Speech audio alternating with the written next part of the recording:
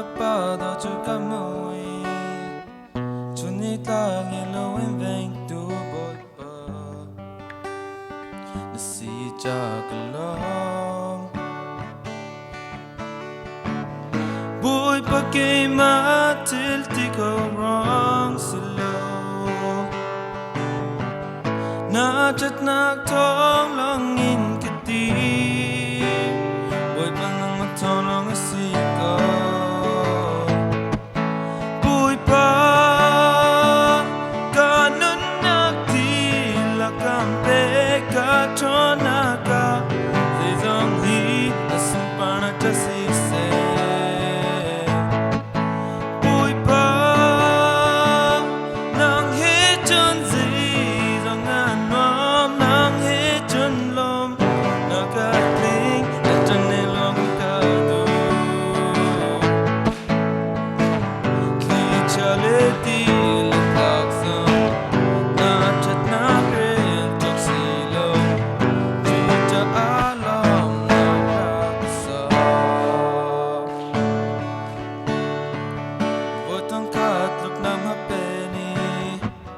voi tong kat le voi kat dai ter tu po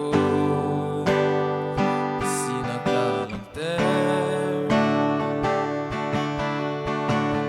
voi tong kat kang mer tak nak ni voi tong kat le voi kat nai tiam tu po si na ka lang ter boy pa kay matil ti ko wrong silo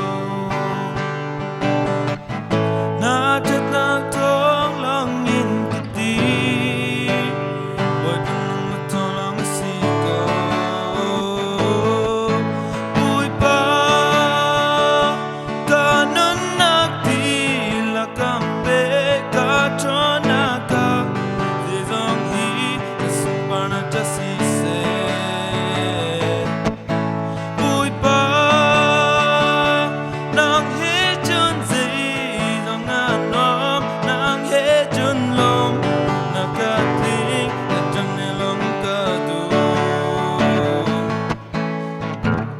ki chale ti le tak sam na chat na re to si lo chu cha alam na ka sa boy pa kulung lom na khi mule kai traveling in chimpo silo boy pa nang he chun zi zong an nom nang he chun lom na ka ting na chun ne long ka du ki chale ti le tak sam na chat na re cho si lo